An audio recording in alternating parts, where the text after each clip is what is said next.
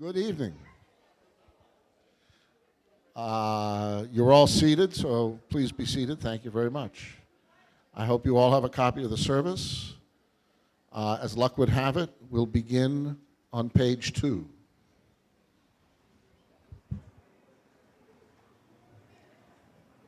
Welcome, everyone. Today we celebrate Zachary becoming a bar mitzvah. We celebrate because we believe, like people throughout history and across cultures, that marking important life events and transitions with ceremonies adds meaning to our lives. We celebrate because we believe in family, friends, and community, and we feel that celebrating together strengthens our bonds with each other. We celebrate because we believe that Zachary has reached the milestone in his life where he can be accepted as a responsible young adult in our Jewish community. Today is a day of joy. Today is a day to be thankful. Today is a day to celebrate. You can all sing along. Hine ma tohu manayim, shevet ahim gam yahad. Hine ma tohu manayim, shevet ahim gam yahad. Hine ma tohu shevet ahim gam yahad. Hine ma tohu shevet ahim gam yahad. Hine ma tohu manayim, shevet ahim gam yahad. Please stand.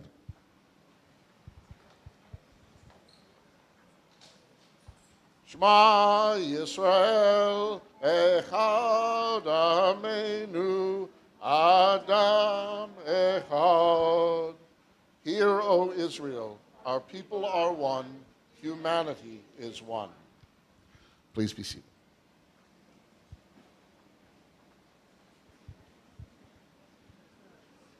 Let us encounter all the world with appreciative and insightful love, deep and healing love, liberating and joyful love. Let us rejoice in love and in the fertility it brings to the human experience.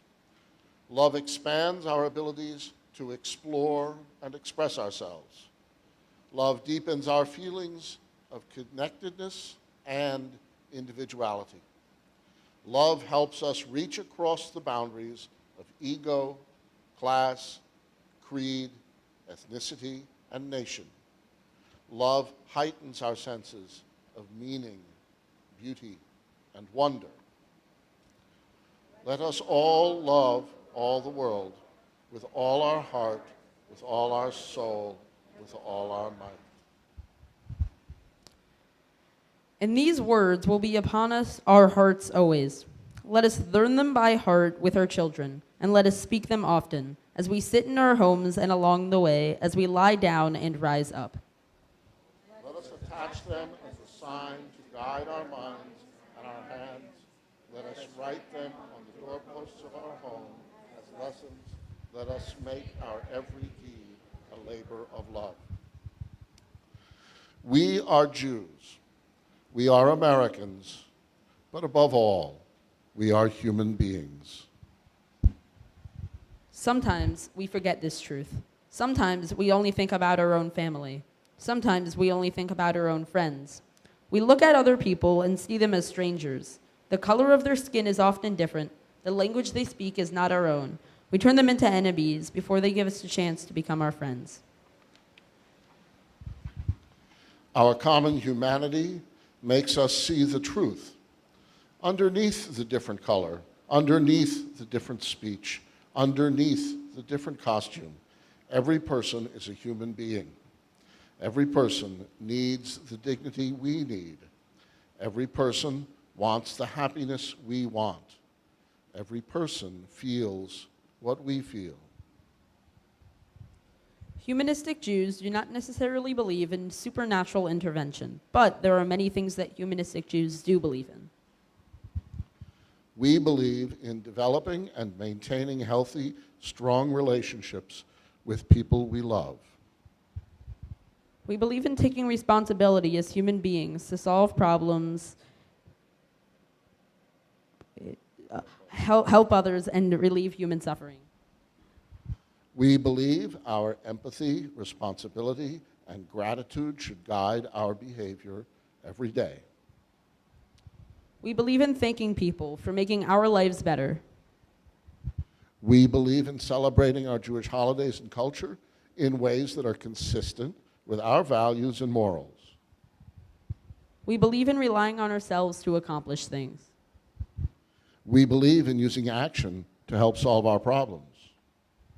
We believe in using evidence, science, and technology for the greater good.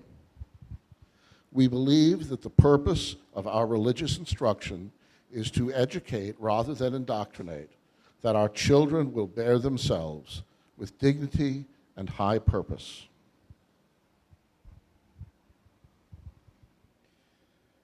Bar mitzvah is a symbol of emerging maturity.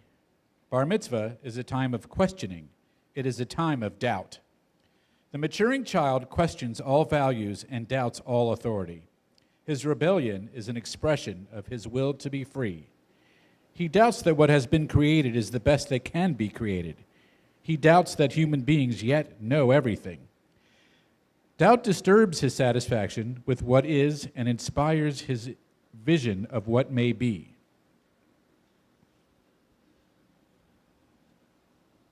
To doubt is to declare that, lovely as the creations of the parents have been, they may not be sufficient for the children. It is to declare that there is an upward sweep to history, and that the way to earn one's inheritance from the past is to improve upon it. To doubt is not a sign of weakness, but of strength. For only one who respects his own intelligence can question the truths which are offered to him by others.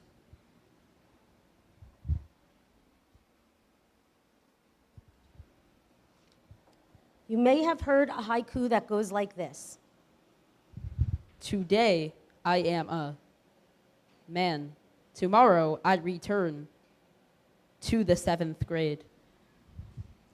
In traditional Judaism, a child's 13th birthday is what separates childhood from adulthood. Before this occasion, one cannot root from the Torah. After this occasion, one can. But there is a disconnect between being recognized as an adult in a religious community and being recognized as an adult in the wider social world. We all know that one doesn't become an adult overnight. It is a long process that consists of 2 steps forward, 1 step back, 2 steps forward, 1 step back. The bar mitzvah represents 2 huge steps forward within this back and forth tension of adolescence, a tension that propels our children forward, sometimes joyfully, sometimes painfully, into the next steps of their life on the journey to adulthood. Today is a momentous occasion for Zachary. It is not simply that he can now be recognized as an adult in the Jewish community. And as a humanistic Jew, it is not that he can be called to the Torah to be called to read from the Torah. Rather, it is an opportunity for Zachary to share with his family, friends, and community his realization and acceptance of the philosophy that each individual is responsible for his or her own actions, and that our actions affect not just ourselves, but the lives of those around us.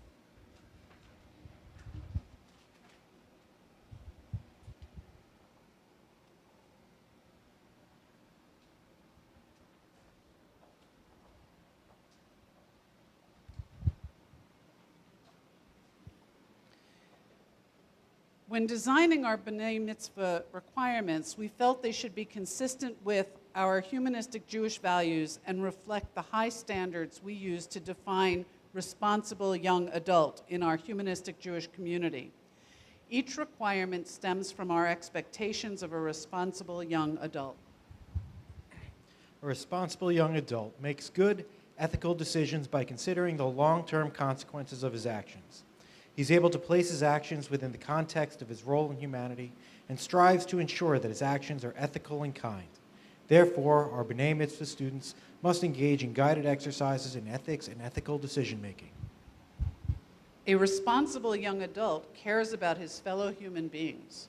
He is committed to tikkun olam, relieving human suffering, contributing to society, and making the world a better place. Our B'nai Mitzvah students must complete a significant social action project and write about their reflections on its meaning. A responsible young adult can articulate his values and beliefs. He can demonstrate competence in the understandings of our humanistic values and leadership by sharing and teaching those values. Our students articulate their values in speech and writing, create a class Shabbat service, present some of their ideas to the younger students, and lead their own bar or bat mitzvah services. A responsible young adult cares about using credible information and evidence to solve problems. He uses reason and rational thought to explore questions and find answers. To demonstrate this competence, our students must complete an independent research project and relate it to humanistic Judaism. A responsible young adult is morally accountable for the outcomes of his actions. Therefore, he must critically analyze advice before he takes it. The Torah is a book written by our ancestors that is important in our Jewish history. And like any ancient text, it contains both good advice and bad advice. Our students critically analyze a story from the Torah, consider it in the context of what we know today, and determine whether the authors wrote a story whose moral gives good advice or bad advice in our times. A responsible young adult can express his connectedness to other Jews and to all people. As humanistic Jews, we consider ourselves connected to the Jewish family, but also connected to the family of all of humanity. A responsible young adult can recognize that the work and actions of many people, even though those that he doesn't know, have contributed to his well-being and his opportunities. Likewise, he is committed to spreading well-being and extending opportunity to all people.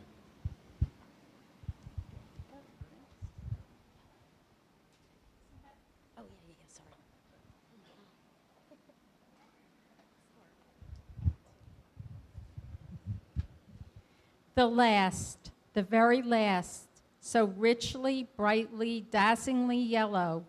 Perhaps if the sun's tears would sing against a white stone, such a yellow is carried lightly way up high. It went away, I'm sure, because it wished to kiss the world goodbye. For 7 weeks I've lived in here, penned up inside this ghetto, but I have found what I love here.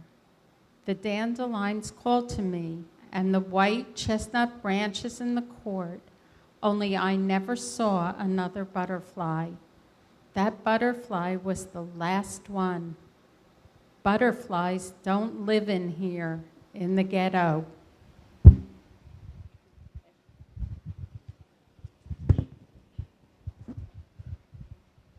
For my research project, I studied the Theresienstadt ghetto. I would like to read part of it now. Terezin is largely known for being a ghetto during World War II, but few people know that it was actually built in 1780, long before World War II. The small town in the Czech Republic was built by the Austrian Emperor Joseph II, who named it after his mother. But in October 1941, the Nazis invaded Terezin and turned it into a ghetto. They burned synagogues, imprisoned Jews, and gave the once peaceful and beautiful town a new name, Theresienstadt. Although the basic story of Theresienstadt is like most, peaceful town gets invaded by Nazis and things get gradually worse until the town is a prison, Theresienstadt is very different from the other ghettos and concentration camps in Europe during World War II.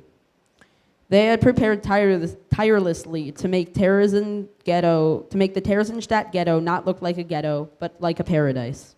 The Germans decided to make one of the ghettos look like somewhere you would take a vacation, and then use pictures from there to publish throughout the world. Their hope was that the world would then think that the Nazis were not doing anything wrong by forcing the Jews to move into ghettos. New residents were sent into the Theresienstadt ghetto. The Nazis had taken many of Germany's most intellectual leaders, in addition to composers, artists, and authors were moved to Theresienstadt. There, they taught art classes, conducted music groups, and led creative writing classes. The prisoners were allowed to keep musical instruments and artistic supplies. The children in Theresienstadt ghetto attended art and music classes and were able to write poems and draw pictures about their experiences in the Theresienstadt ghetto. There was also a children's chorus that performed for the Germans frequently, and we can clearly see in their artwork that the children's creativity was inspired by their hope to survive, their desire to leave a record and their experiences, and by the need to provide themselves with a distraction from their unfortunate situation. Although many of the Jews in Theresienstadt were eventually deported to Auschwitz, the people in the Theresienstadt ghetto were treated better than those in camps, relatively speaking. There was still overcrowding, unsanitary conditions, and malnourishment that led to thousands of inmates to their deaths. But the Nazis did not let that news get out. On June 23, 1944, the Nazis invited the International Red Cross to inspect Theresienstadt. All of the work that the Germans had done to prepare for Theresienstadt paid off. The Red Cross inspectors, as well as the world, believed in the Nazis' propaganda.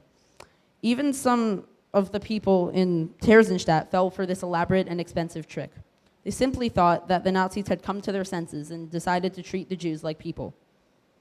No civilians knew what was really happening there until the Theresienstadt ghetto was liberated.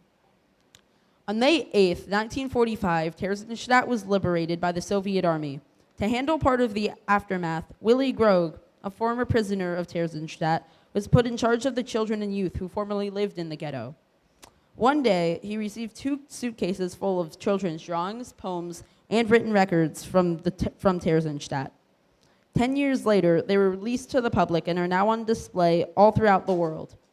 Theresienstadt has now returned to its original name of terrorism. Virtually every trace that it was once a ghetto has been erased. And here are a few statistics about Theresienstadt. A little over 141,000 Jews entered Theresienstadt. 33,456 died in the ghetto. 88,202 were transported to death camps in the east. On May 9, 1945, there were 16,832 Jews in Theresienstadt. Of the 15,000 children who were deported from Theresienstadt to Auschwitz, 100 survived, none of which were under the age of 14. But many of them didn't give up, which I believe lends to the countless stories of survival that I have read. As Sherwin Wine, the founder of humanistic Judaism, says, "The world doesn't care whether it's there or not. To me, this means it is not the earth or any supernatural force that has kept us alive for so many years. It is purely the human spirit and the hope and wonder that we are able to experience. This is what being a humanistic Jew means to me. Using the values that are central to humanistic Judaism, such as relying on ourselves to overcome despair, ethics, creativity, and building strong relationships with family, friends, and my community. It is what will enable me to lead a happy, successful, and meaningful life." Another part of my preparation for my bar mitzvah is that I was required to do a social action project. I chose to run a drive to collect used iPods for money for a nonprofit organization called Music and Memory. I learned about music and memory by watching a documentary called Alive Inside. This documentary explored how music can be used to ease dementia and bring back a sense of self to those suffering from it. The documentary follows healthcare professionals, including Dan Cohen, a social worker and the founder of Music and Memory, as they work with seniors in nursing homes who are diagnosed with Alzheimer's and other types of dementia. They studied the effect of providing personalized music playlists on iPods for these patients and found that listening to their favorite music triggered memories of happier times for them. They found that the personalized music playlists helped the patients to feel more like themselves again, to converse, socialize, and stay present. Music and Memory trains nursing home staff and other elder care professionals, as well as family caregivers, on how to create and provide the personalized playlists using iPods and other digital devices. They have provided access to use iPods and education to hundreds of elder care facilities throughout the United States and Canada. Their goal is to make personalized therapeutic music a standard for seniors suffering from Alzheimer's disease and dementia. In order to get the word out, I spoke to the principal at my school and was able to hang flyers around the school. The school put out a press release that appeared on their website and was also published in the print and online versions of 4 different local newspapers. I asked the members of Kahal Havarim to contribute, and my parents posted the fundraiser on their Facebook pages. I collected a total of 17 iPods and $220, all of which I have mailed to Music and Memory headquarters in New York. The devices will be wiped clean of any data or music, restored to factory settings, and then distributed to needy facilities where they will be personalized to help heal through the power of music. They will use the money to purchase new iPods to do the same. Thank you to everyone who donated. I chose this as my social action project because I know how important music is to me and my family. I play the tuba in my school's concert band, honors band, and jazz band, and I love that music provides a sense of unity for all. I would never want to be without my favorite music, and I am happy that I can provide seniors who suffer from dementia with their favorite music. I would like to take this opportunity to thank Rob and all of the members of Kahal Havarim for teaching me about humanistic Judaism. After 6 years, I can honestly say that I have a good understanding of humanistic Judaism, and I feel it has a lot of meaning for me. I would also like to thank my family, especially my parents, for everything they have done to get me to this day. I thank you for driving me to Sunday school, participating in my education and in the congregation, and for the huge amount of preparation you did for my bar mitzvah. I love you.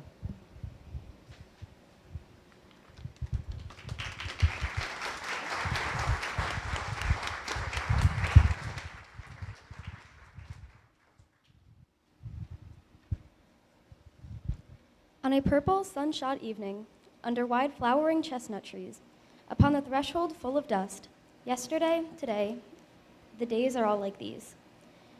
Trees flower forth in beauty, lovely, too, their very wood all gnarled and old, that I am half afraid to peer into the crowns of green and gold.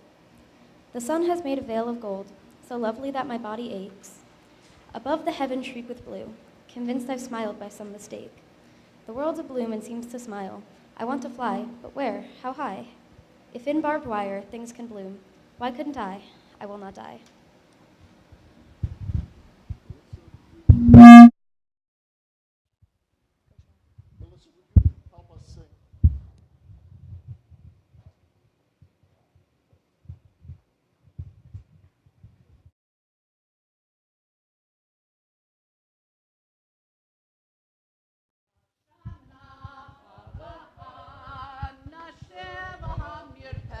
ונשפוט ציפורים נודדות, ילדים בחופשה, ישחקו תופסת בין הבית לבין השדות.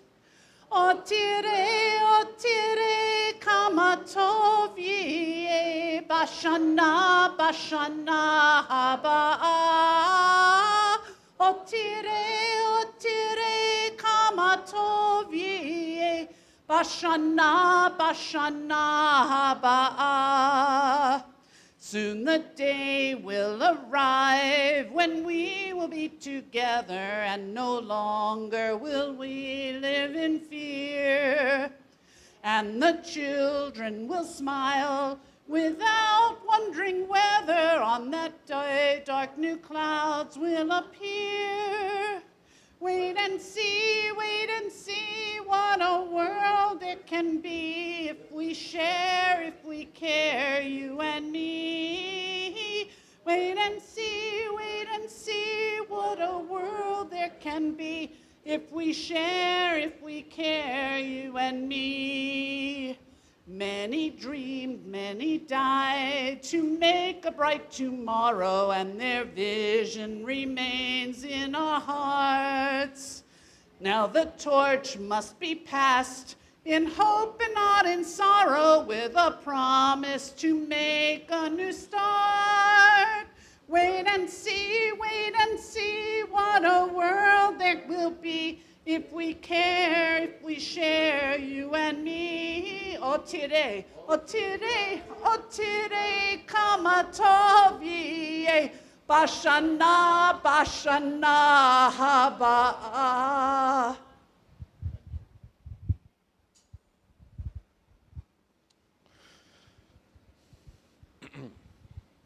Zachary, as you grow, the adults around you become less capable of telling you how to live.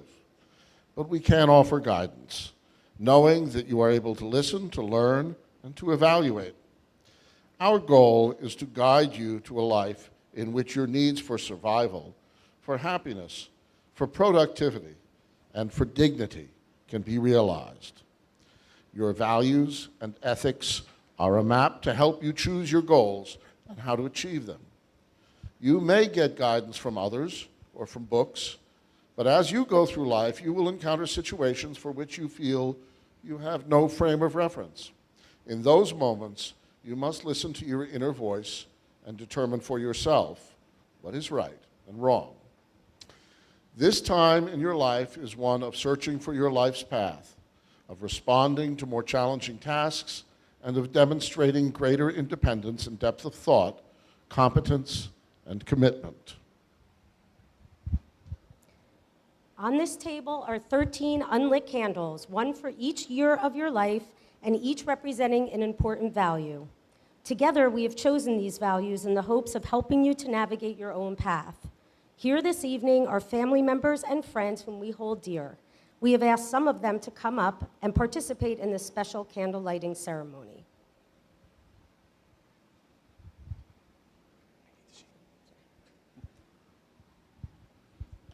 Love is an art, a skill of the soul.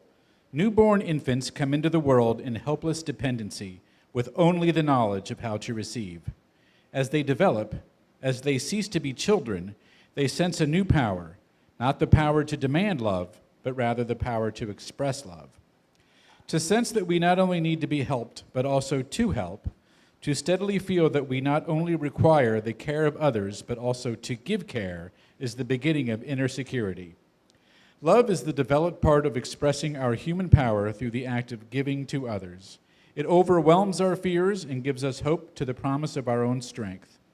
It is true love that makes us strive to be the best person that we can. Being deeply loved by someone gives you strength, while loving someone deeply gives you courage. Everyone? Find true love return to you as you give it.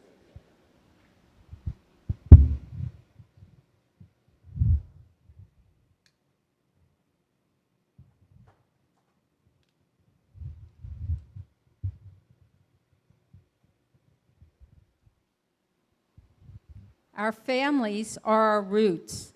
They are like the air we breathe. We cannot really live without them. We are not suited for loneliness. We crave the warmth of union concern. We need to give our love. We need to receive the love of others. Family and friends pay us the tribute of caring. Our pain becomes their pain. Our pleasure becomes their pleasure. Through their love, we come to love ourselves and find our self-respect. There are many families to which we belong and which desire our love and devotion. There is the family of our mother and father, brothers and sisters, grandparents, aunts and uncles and cousins. Without them, we would have no life. There is also the family of the Jewish people in which our ancestors grew up for thousands of years, with the help of many brave and wise teachers. Without them, we would have no past.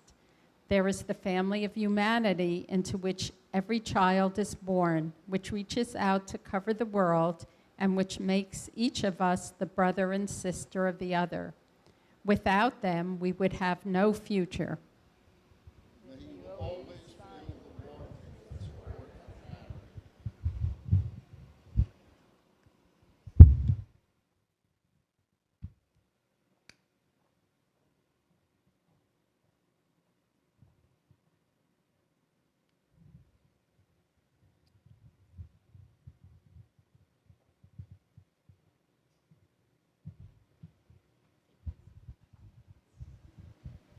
Our relationships with friends are another family to which we belong.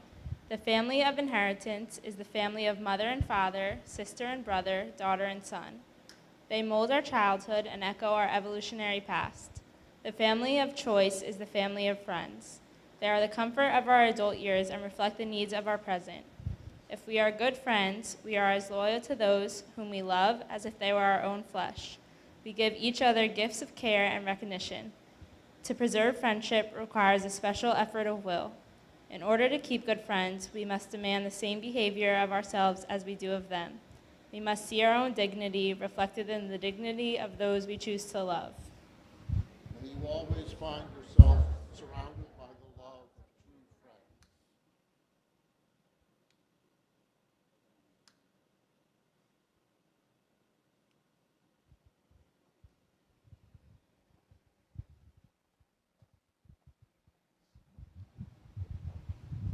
Reason. Intellect without reason is insufficient. We must set on our knowledge rationally to improve life. Ideas that fly in the face of commonly accepted values challenge us to reconsider what we have been taught. We must be prepared to put aside our emotional responses to critically examine what lies underneath. Part of reasoning is the ability to admit when one is not doing well. As you face the world, don't simply see in your mind what you want to do, but also look hard at what you are doing. For your mind to examine, rather than to merely accept entrenched ways of thinking. Be ready to recognize when changes are needed. In this way, we can use the gift of human reason and the strength of human potential to shape our lives. May you always be open to explore other possibilities and opinions.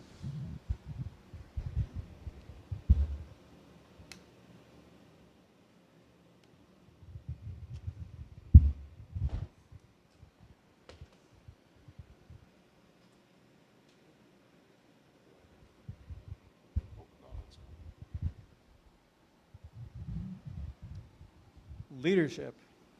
Leaders are very important people. We cannot really live without them. Without leaders, there would be no groups. There would be no common effort to pursue common goals. What does one need to be a good leader? Good leaders need a special kind of strength. They need to be strong enough to be careful. They do not yield to every demand. And they need to be strong enough to compromise. Strong people do not turn every idea into a principle. Instead, they realize that people are not the servants of ideals, but that ideals are the servants of people. Good leaders need wisdom, as wise people are sensitive people. They understand their own needs and the needs of others. They know what it means to be human. If we are good leaders, we listen to others. We listen to not only their worries, their fears, their problems, but also their hopes, their dreams, and their ambitions. Good leaders take responsibility for their actions and pay for their privileges. Good leaders need to be strong enough to admit their mistakes. They are humble. They do not search for scapegoats. They do not plead infallibility or self-righteousness. Good leaders let their humanity show. May you always find the strength, wisdom, and humility to be a good leader. Oh, trigger's inside. Can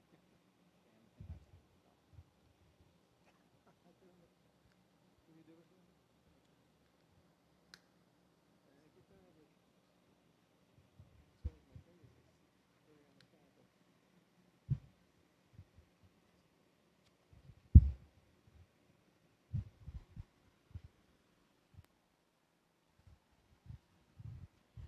Resilience. The reality of our lives is that we are free to do nothing or to do the wrong thing, yet we are free to start again, to find a better path from whatever wrong turn we may have taken.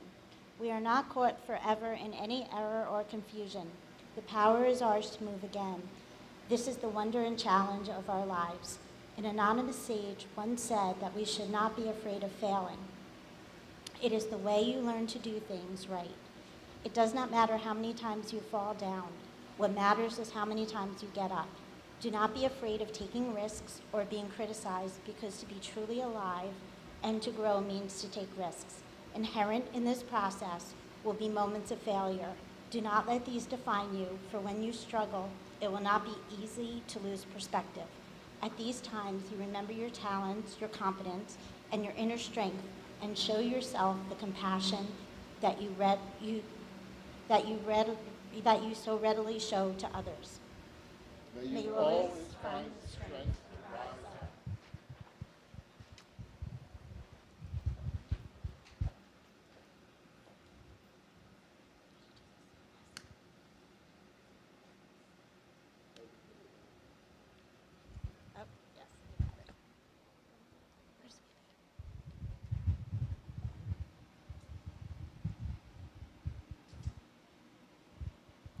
Exploration is fundamental to growth. In exploring the unknown, one must have courage, the willingness to take risks, a sense of adventure, ingenuity, and perseverance. Exploration may reward us with achievement and new friendships. While exploration may provide answers, those answers often lead to further questions. Courage is the ability to live with the uncertainty that these questions raise.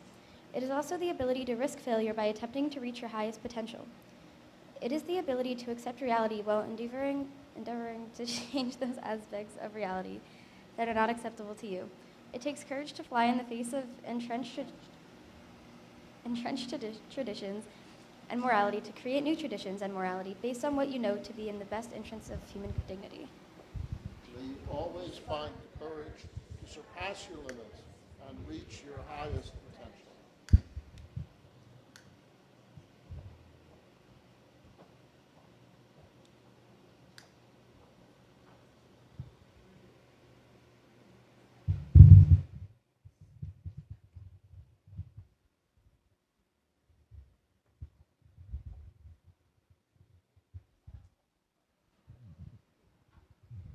The family is the building block of the community.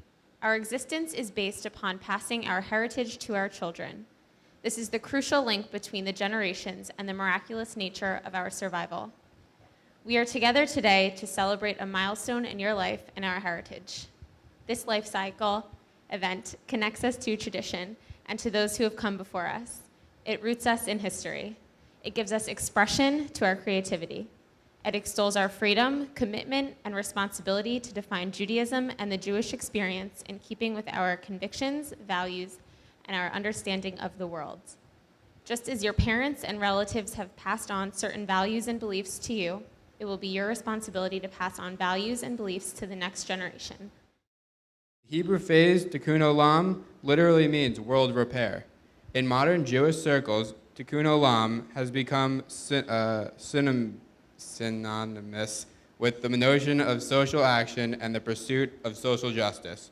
Repairing the world is achieved through acts of giving as means of loving kindness from one to another. May you always grow in power and love.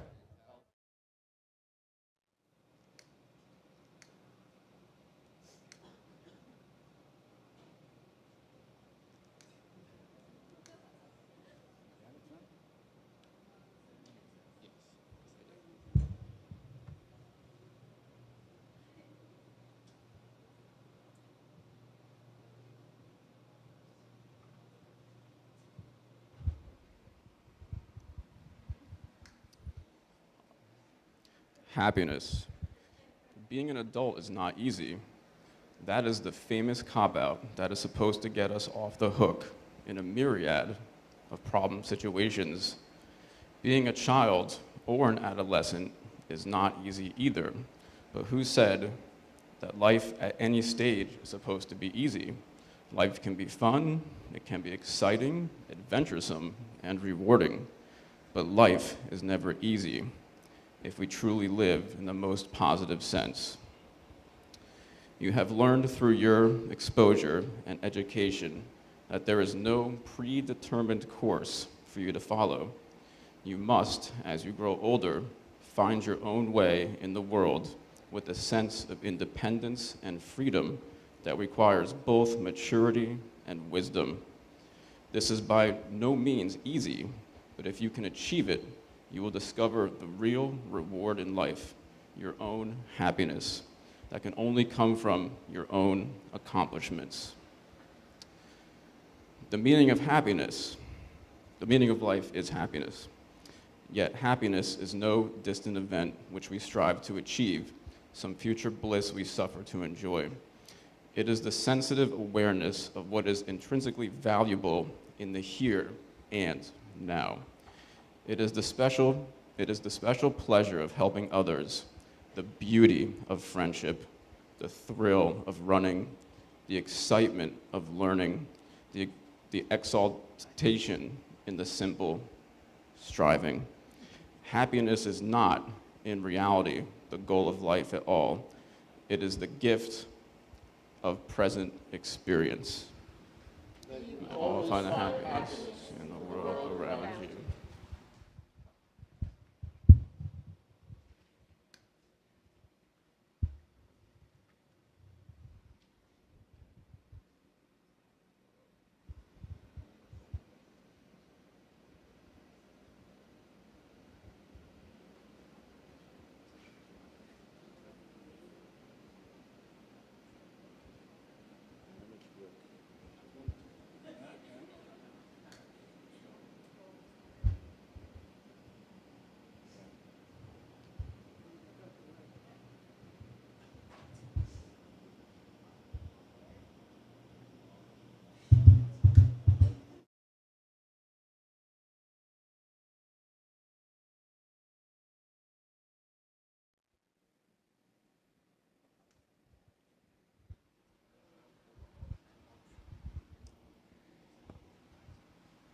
Self-esteem is our dignity, is our sense of personal independence, is the awareness of our own responsibility for our own lives, is the experience of turning the power of our possibility into reality.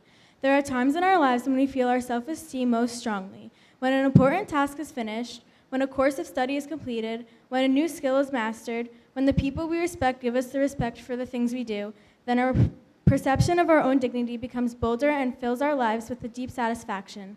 It is important to know that we can do what we set out to do. If we pause for a moment to congratulate ourselves, the acknowledgement is appropriate, but we must not linger too long on our achievements. There are many more mountains to climb. May you always believe in yourself, your dignity, and your capacity.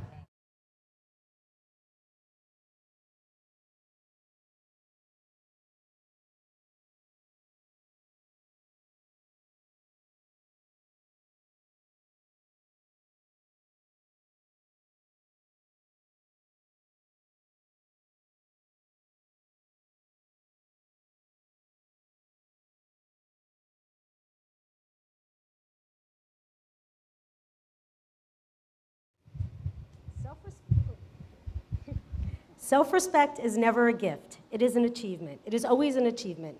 Neither the flattery of friends nor the reassurance of family will give us the feeling of self-worth.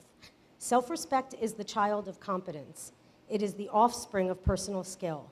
People who think that they are unable to help themselves or to help others cannot respect themselves.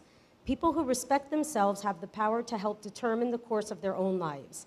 They act with integrity. That is, their values support the same goals for them as those they want for them, same goals for others as those that they want for themselves. Freedom, happiness, and dignity. They have the strength to make decisions in accordance with their values, even when the consequences of those decisions cannot easily be predicted. Jews celebrate those individuals as heroes, people whose actions stand far above the average. But everybody need not be a public hero. True heroism and integrity come from acting righteously when nobody is watching. You will always feel deeply.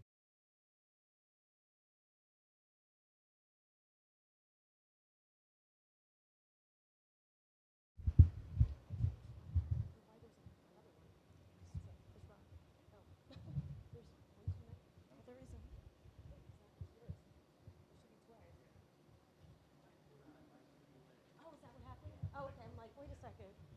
Something's wrong. You counted wrong.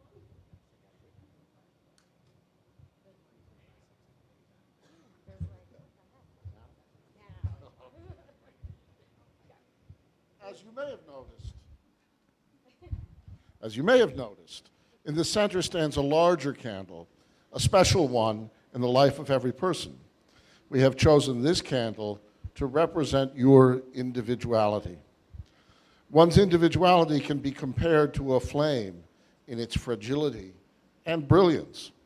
The human being is a minute entity in the vast universe, yet, like a candle's flame, an individual has the power to light the darkness. A single person can cast light where none has been. Like the rays of a candle, an individual can open a world enveloped in shadow. One person has the potential to push back the darkness, to bring clarity where none has existed. Zachary, you have already demonstrated the ability to bring meaning, clarity, and new perspective to the world around you. As we stand with you tonight, please light your own candle, and may your individuality be made more brilliant with the fusion of these values.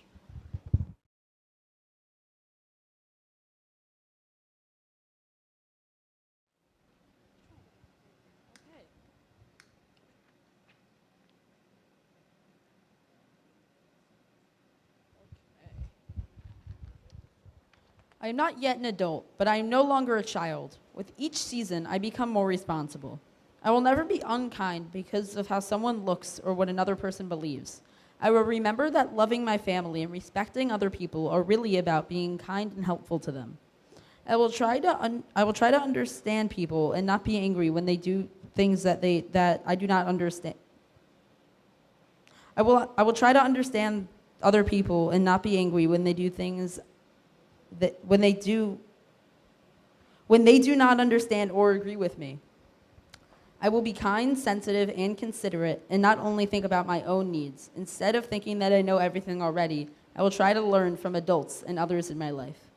I will use my time wisely to learn to be a kind and thoughtful person. I understand that becoming a bar mitzvah means that I am now entrusted to preserve not only my family's history, but also my people's history. My identity and strength come from the past and present, but my eyes and hope are on the future. This candle symbolizes the flame of life and love that gets passed from one generation to the next, and to symbolize the light that is me.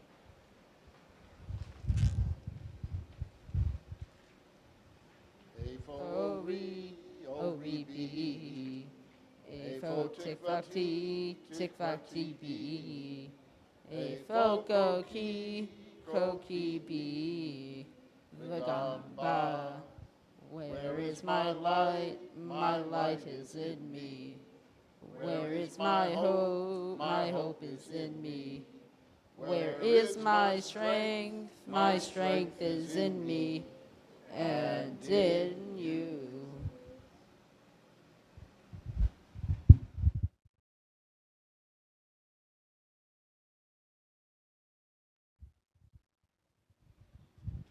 There are stars up above, so far away we only see their light, long, long after the star itself is gone.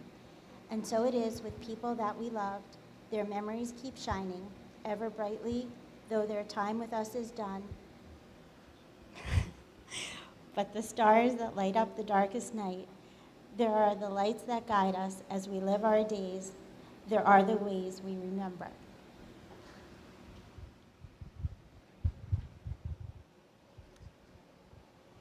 There is an extra chair here. Right there. No, it's there. Yeah. There is an extra chair here, empty except for the single rose lying across it. The Remember Us Holocaust B'nai Mitzvah project connects children being bar and bat mitzvahed with the memory of children who perished in the Holocaust before reaching the age of 13. Each child who participates is given the responsibility and honor of remembering a particular child. There are pamphlets at your seats with more information about the Remember Us B'nai Mitzvah project. I've read many stories about children in the Holocaust over the past few years, and today I am honored to share my bar mitzvah with Chaim Weiss from Balasa Gardmat, Hungary. This town used to be one of the oldest and most vibrant Jewish communities in Hungary, with history dating back over 600 years. Chaim was born in 1935 and died in Auschwitz in 1944 at the age of 8. The empty seat here symbolizes his presence. Other than the names of his parents, Shmuel and Clara, we do not know much about Chaim. After doing some internet research, we surmise that Chaim, along with most Jews in his town, was sent to Auschwitz less than a year before the war's end and was gassed upon arrival.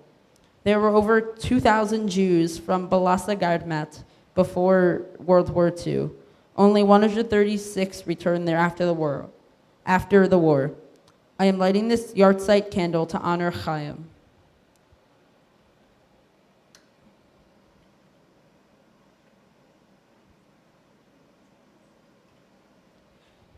All of us here remember special people who are no longer with us. Please join me now in reciting the humanistic Kaddish in their honor. Please stand.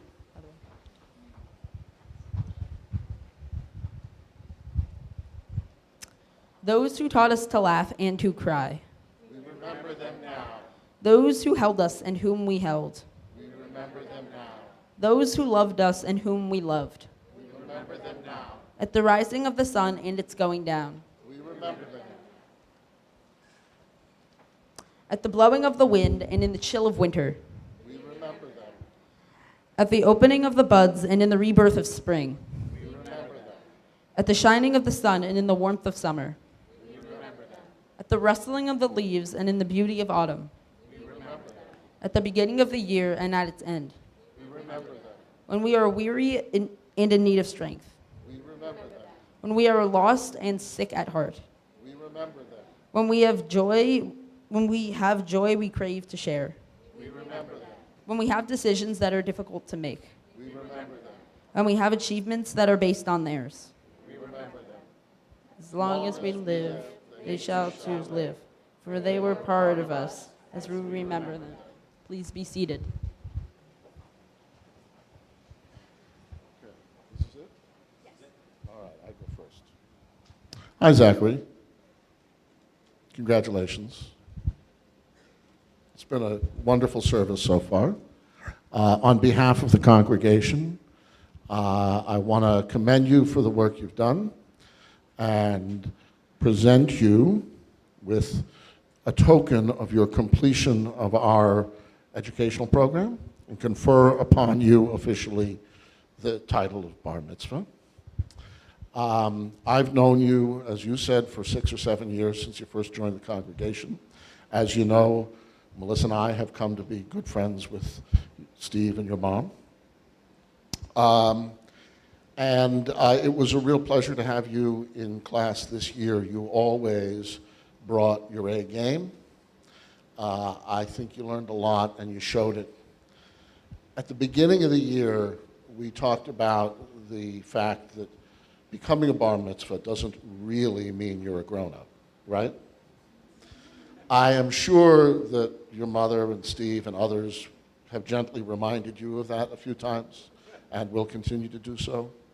Sophia perhaps has not been as gentle, but that's to be expected. Nevertheless, we asked you to be your most adult self this year and to show your most adult self in this ceremony because you are capable of teaching us, you are capable of inspiring us, and through your thoughts and your words and your actions, you are capable of influencing us and the whole world. What you've done today is as much evidence as any of us would ever need, but I want to add one more thing, because your influence on the world around you could not be measured any better than the fact that Steve is wearing a suit and a tie and tight shoes at your request. So congratulations, you're really grown up now.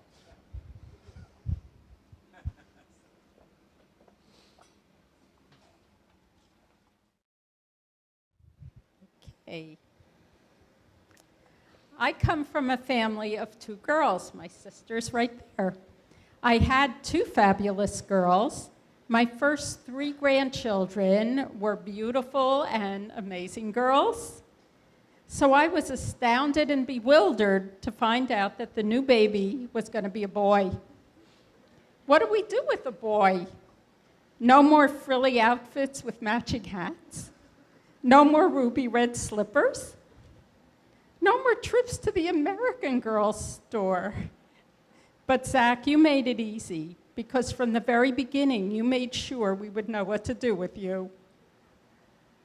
You could hardly wait to be born. Your mom barely made it to the hospital. And I was thrilled to be there when you made your very rapid entrance into the world. And when you when you grew and developed into a curious and pretty challenging toddler, and when you became an extremely bright and involved student. Grandpa and I know you will go on to become a successful man who will make a difference in the future. Not only are you our first boy, you are a very unique person, but to me, you'll always be my left-handed, brown-eyed April baby. I love you.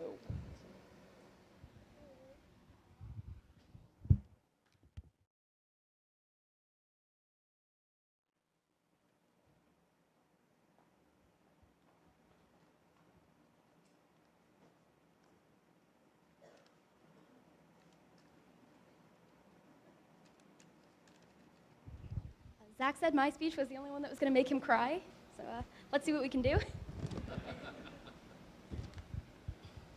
I was always told that someday I'd be thankful to have a little brother. Now, back when we were little, being thankful for Zach was kind of a foreign thought. All he did was fight, and I think he might still have a few bruises from wrestling matches a decade ago. Could I be annoyed with Zach? Absolutely. But thankful? No way. I remember an old camp counselor telling me that siblings only grew closer with age. I gave that maybe a second's thought before we resumed our daily struggle for the title of the greater sibling. But the older we got, the more memories we made together, the more inside jokes emerged, and the more I learned how a sibling can be transformed into a best friend. Grandma told me that siblings with divorced parents are often closer than those without. As the only one who understands the double household situation as well as I do, there's a certain kind of bond that springs from our situation that is just irreplaceable. Even the internet told me that my DNA is more similar to yours than to anyone else's on the planet. Besides this being a physical bond, it almost feels like a mental one. Sometimes I think that we can read each other's minds from a single glance. I guess plenty of people have told me a lot of things about siblings over the years. But the thing about having one myself that has struck me the most recently is that I'm so incredibly thankful for my little brother. Zach, I'm unbelievably proud of you, of everything you've achieved up to this point in your life, and of all the things that you will achieve. With a brain like yours, there's no doubt in my own brain that you'll do something great. I love you more than you know, and more than I say. I'm so happy that after all these years, I can finally call you not just a brother, but a best friend.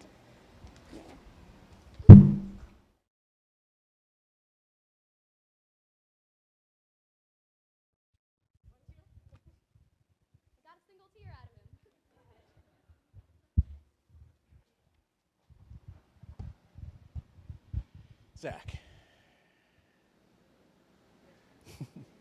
What is a father? According to the dictionary, there are many definitions and uses for this word. Probably the most common is a male parent. Simple and understandable. Notice that this particular definition does not include words such as produced or created. It does not have any religious meaning, and it doesn't insinuate making a woman pregnant. It just simply says a male parent. Other definitions are to accept responsibility for, to care for or look after, one of the leading men, and what I'm sure my children will find humorous, an old man. In thinking about the message I wanted to give Zach today, I think these definitions of father help to say it best. Zach, I happily and lovingly take on the role of your male parent. I do happily accept responsibility for you. I do happily care for and look after you. When your mom and I started dating, you were only 17 months old. Hard to believe as we stand here today. You used to settle right into my arms while having a bottle and watching TV. I'm certain that you really have no recollection of me not being in your life at all. In fact, when you were around 4 years old, you'd asked your mom who you knew first, me or your dad. As far as you're concerned, I've always been there. Being a step-parent isn't easy. It comes with way more challenges on way more levels than I ever expected. Being your step-parent, well, you and I have had our tumbles and our misunderstandings over the years, but we have had way more fun and very funny times together. It has been a pleasure watching you grow into the nice, respectful, funny, and smart young man that you are today. I take pride in knowing that I help to guide you and to support you on your path to becoming that young man here before us. Zach, I hope you know that I am very proud of you. I hope you know that I love you very much, and I hope you know that I am very happy to be your male parent, AKA your father.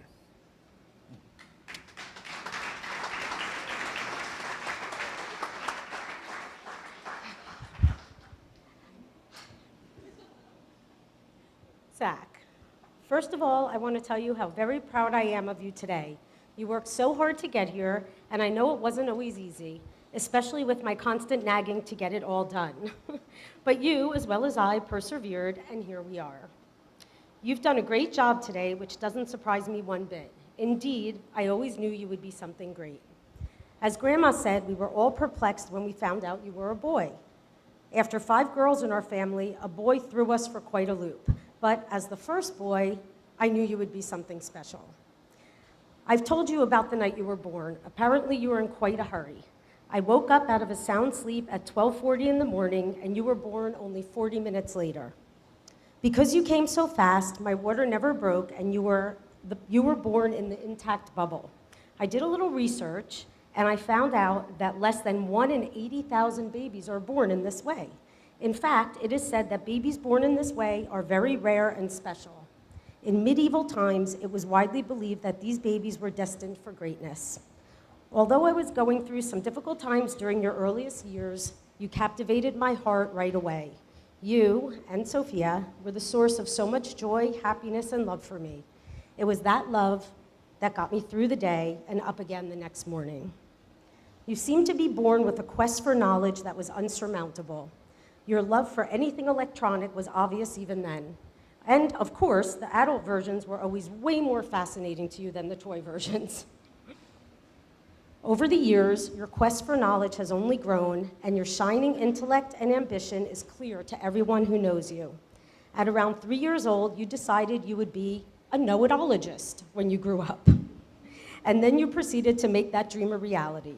You watched countless documentaries, read books on everything from physics to the Titanic, studied the Japanese language for fun, spent hours learning the colors of virtually every flag in the world, and memorized the first 100 digits of pi. For several years now, you've declared your goal is to go to MIT for aerospace engineering. And there is no doubt in my mind that you can and will achieve this goal if that's what you want. Yes, I have high expectations of you. You are such a unique and intelligent young man with so much potential. But I think the expectations that you have of yourself are even higher. I know it is important to you to become a well-educated and successful adult, but a true, successful life, AKA a great or special life, includes more than an advanced degree or financial accomplishment. I hope that on your journey you will discover that the real path to success is found by following your dreams and by not being afraid to fail. It's okay to fail sometimes. It's how you perceive your failure and how you act on the wisdom gained from that experience that ultimately defines who you are. I want you to know that that no matter what career you choose or how successful you are, I'll always know that you are great and special, because I know what a kind and responsible young man you are. I know that you, like this V-dove you were named after, will continue to grow into a fine adult who understands and respects the importance of family, of community, and of humanism. I want you to know that wherever your dreams take you, I will be there to support you, and always know that I love you very much, and I am so very proud of you.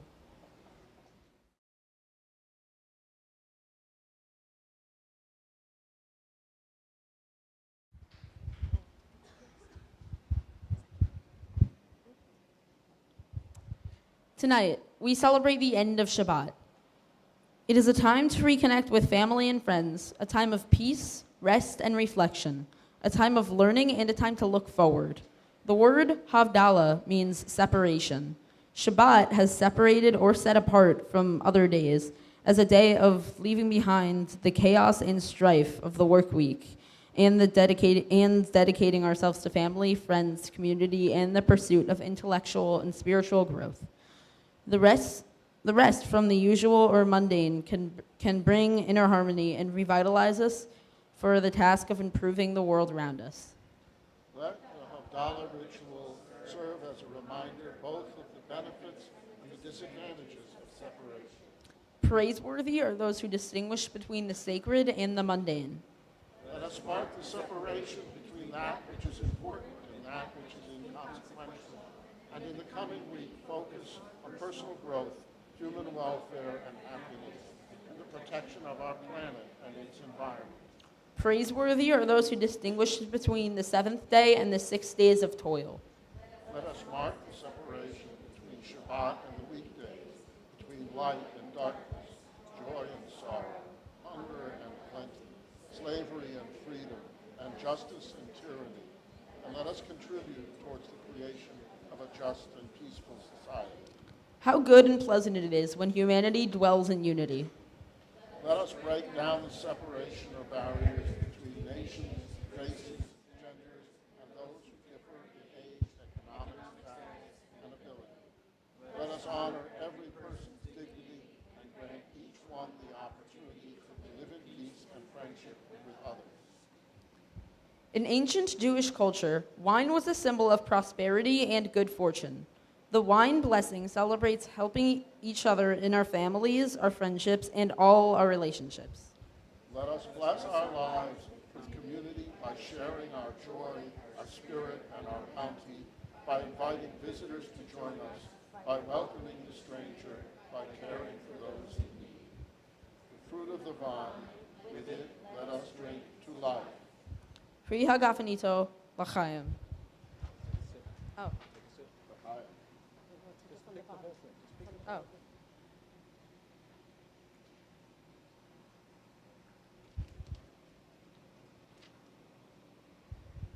L'chaim.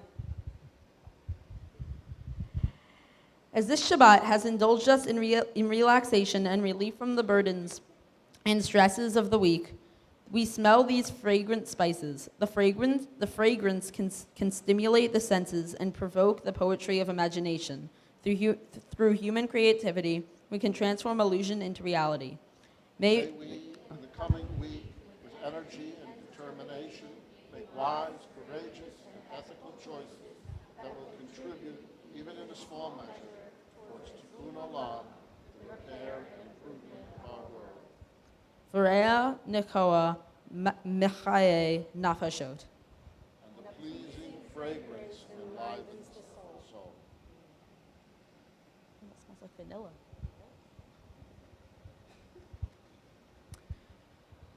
The most powerful symbol of balancing the most powerful symbol of the balancing of separation and unity is the woven candle. The woven candle strands symbolize the power of combining the wisdom of our past with the wisdom and creativity of the present. Let us light the woven candle. Baruch ha'or b'makam hazeh v'chai or b'kol ha'olam.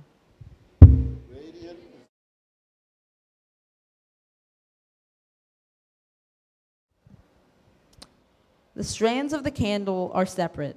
Each can burn on its own and provide light, yet they are intertwined. The light they shed is brighter and stronger. The individual strands braided together illuminate not only personal power, but the power of a community united. To mark the end of Shabbat and the beginning of the new week of possibilities, it is traditional to extinguish the flame of the Havdalah candle in wine. Let this act each week we must renew our efforts to create the lights of justice and peace. It's up to us.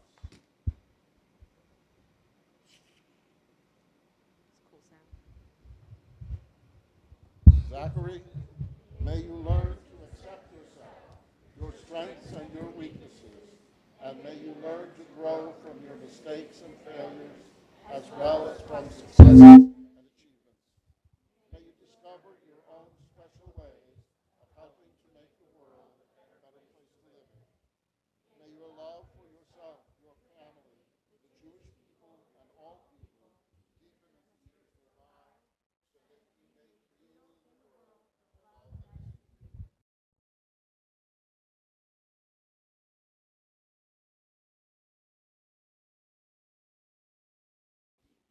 Shine grace upon you and embrace you in peace.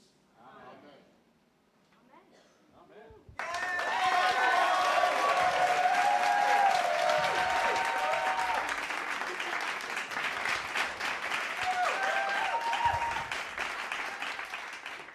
We had a big yard in a country town in New Jersey. At that time, Linden, New Jersey, near Newark Airport, was a country town. We dug up half of our lawn and we planted a big victory garden. I was so impressed looking at these tiny little seeds and saying to myself, these are just little seeds, and never anticipating that with the proper culturing and the proper care, these little seeds could grow into magnificent vegetables. We grew tomatoes that were as large as grapefruits because the seeds were watered, the seeds were taken care of, the weeds were pulled, the rabbits were chased away, and everything we had to do to make this garden grow is what we did. The parallel in my mind and in my heart is that I've watched Zachary from being born to going through various stages of growing up. And the parallel in my mind and in my heart is that this kid is the most gorgeous tomato I've ever seen because he's come a long, long way.